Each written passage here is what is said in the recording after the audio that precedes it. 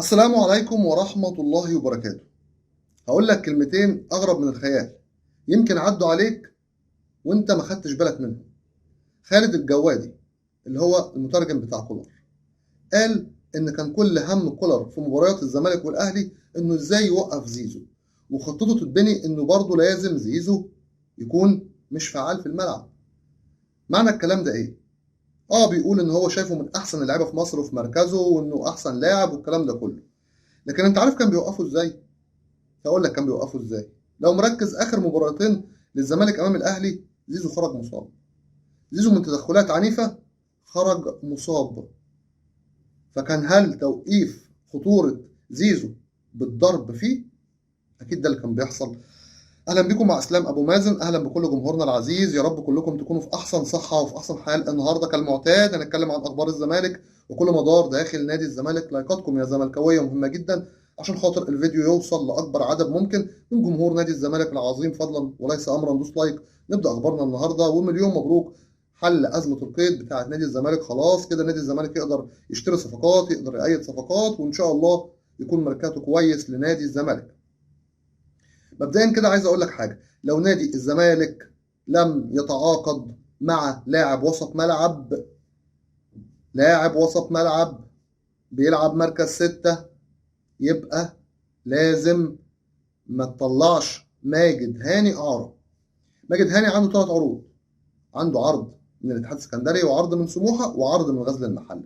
نتمنى ماجد هاني يكمل لو مش هتتعاقد مع حد، لو مش هتجيب حد خبره في وسط الملعب. خلاص خلصنا الموضوع، نخش على الموضوع الشائك الجامد جدا جدا بتاع زيزو. زيزو وال60 مليون جنيه. كابتن احمد سليمان على لسان سيف زاهر، لان الكلام لو مش على لسان كابتن احمد سليمان كان خرج كابتن احمد سليمان كذب كلام سيف زاهر، لكن معنى انه مفيش اي تكذيب يبقى الكلام مظبوط على لسان كابتن احمد سليمان. سيف زاهر قال لك ايه؟ قال لك ان احنا عرضنا، احمد سليمان قال له كده، قال له احنا عرضنا على زيزو 60 مليون جنيه ومستنيين الرد، ولو زيزو وافق الصفقات هتكون في حدود 4 صفقات، لو ما وافقش هتبقى اكتر من كده. كلمه صراحه غريبه قوي. يعني انت كده بتحسس ان زيزو معجزك. ما تحسسناش، ما تحسس الناس ان زيزو معجزك. وجود زيزو في الفريق لوحده مع 3 4 صفقات زي ما انت بتقول يبقى كويس جدا، واحنا عايزين كده، احنا راضيين بكده. وزيزو عايز اقول لك ان بعد ال60 مليون جنيه دول هيوافق. طب امتى ما يوافقش يا اسلام؟ لو اصلا ما تمش عرض عليه 60 ولا 50 ولا 40 مليون جنيه. زيزو اسلام صادق نزل بيان على المصري اليوم وقال فيه ان زيزو بيقول اداره الزمالك قعدت معايا اول مره وقالوا عاوزين نجدد لك، وبعد كده بعدها بفتره قعدوا معايا وقالوا لي عاوزين نبيعك عشان احنا في ازمات، وان ال 40 مليون جنيه اللي كانوا عارضينهم عليا منهم 30 مليون هيدفعهم الاستاذ ممدوح عباس. اسمع مني الكلام، ممدوح عباس اللي قال انا شلت ايدي من الصفقات ومن التجديدات ومن التعاقدات، و10 مليون النادي هيشيلهم. طب هما 40 مليون ولا 60 مليون زي ما الكابتن احمد سليمان بيقول يا استاذ اسلام يا صادق؟ وقال كمان ان الفتره اللي فاتت محدش اهتم انه يقعد معاه ولا حد كان عايز يجدد له والكلام ده كله، وان زيزو مش زي امام عاشور. قال له انا مش زي امام عاشور عشان اعمل كده في الزمالك واروح الاهلي والكلام ده. وقال له انا عمري ما العب مع نادي غير نادي الزمالك في مصر. خرج زيزو. تحس كده ان كلام اسلام صادق عايز يخلي الاداره تقلب على احمد زيزو.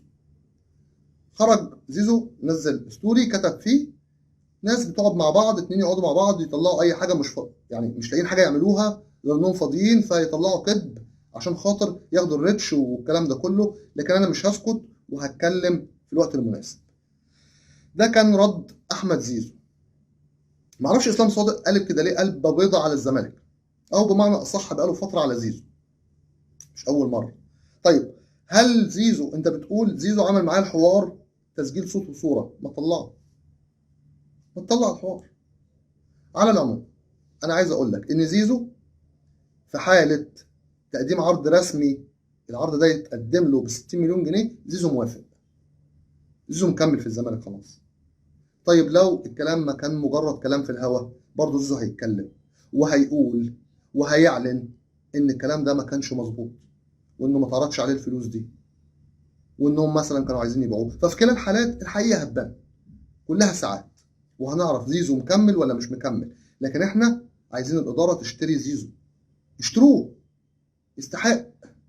ما هو زيزو لو هتقول لي ازاي ياخد المبلغ ده كله، او حد عمل الارقام بتاعته، الاهداف وصناعه الاهداف عشان يبقى زيه، ما اللي يعمل زيه ياخد زيه. ده بخصوص زيزو وبخصوص كابتن احمد سليمان واداره نادي الزمالك اللي لسه الى الان مفيش اي كلام. بس اظن النهارده الليله كلها هتبان، النهارده يوم الاثنين اظن ان الليله كلها هتبان وهنعرف زيزو مكمل ولا مش مكمل. بس احنا عايزينه يكمل مع وجود اشرف بن شرقي كمان. اشرف بن شرقي اللي مستني مقدم التعاقد. على العموم عايز اقول لك كلمتين ورد غطاء. ليه بعض المتزملكين اللي عاملين نفسهم متزملكين بيهاجموا زيزو؟ ليه بيخونوا زيزو؟ زيزو اللي اشترى الزمالك سنين، زيزو مش هنتجدد عليه. زيزو عارف قد ايه ان جمهور الزمالك بيحبه، وهو بيقدر جمهور الزمالك وبيحب الزمالك. ليه نطلعه خاين وليه نطلعه عميل وليه ايه الكلام ده؟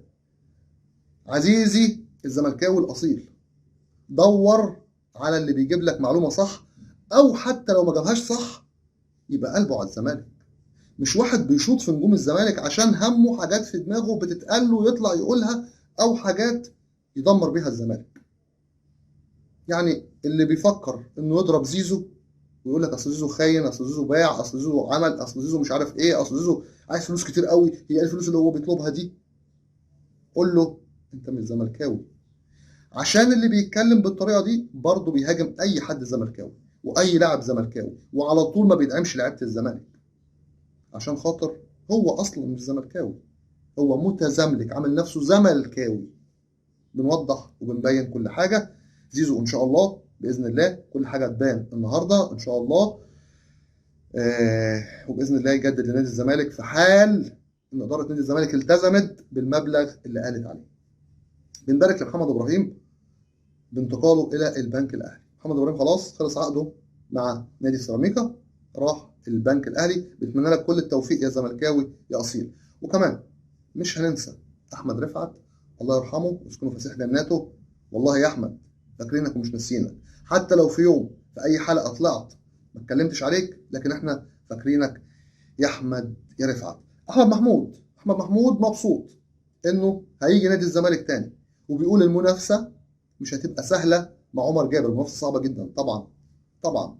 لكن على العموم يا احمد يا محمود، عمر جابر بيلعب وسط ملعب، بيلعب ناحيه الشمال، بيلعب ناحيه اليمين، ممكن ياخد انذارات، ممكن يبقى غايب شويه، انت اكيد هيبقى ليك دور كبير. شد حيلك يا احمد واحنا منتظرينك، شد حيلك واحنا منتظرينك. وبنأكد تاني على اداره نادي الزمالك، لازم باك شمال في اسرع وقت ممكن.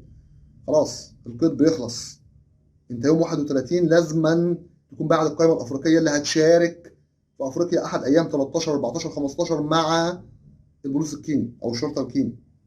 كمان انت لازم القائمه الاوليه بتاعه السوبر الافريقي تتبعت النهارده، والقائمه النهائيه هتتبعت يوم 12/9. نتمنى نكون خلصنا، نتمنى نكون جبنا احتياجاتنا كلها، نتمنى نكون عملنا الصح عشان خاطر الفتره اللي جايه. فتره صعبه جدا على مجلس اداره نادي الزمالك، كل الجمهور زعلان منهم من الاحداث اللي فاتت كلها. لكن انت في وقت، لو اتعاقدت مع بن شرقي، لو جددت لزيزو، لو جبت صفقات، انت فتحت صفحه جديده مع جمهور نادي الزمالك. لو نيتكم خير مع نادي الزمالك ذات نفسه مش مع الجمهور كمان، ننتظر منكم كل الخير عشان خاطر نادي الزمالك. غير كده ما فيش كلام عندنا. عشان الزمالك حب في قلبنا هندعم نادي الزمالك، مش هنتخلى ابدا عن نادي الزمالك، ودائما وابدا في ظهر نادي الزمالك الى ان ينتهي بنا العمر. اترككم في رعايه الله وامنه وحفظه، لكم مني خالص حبي وتقديري واحترامي، وان شاء الله القادم افضل. عشان الزمالك حب في قلبنا. والسلام عليكم ورحمه الله وبركاته. يا احسن واعظم واوفى جمهور في الكون، جمهور نادي الزمالك العظيم.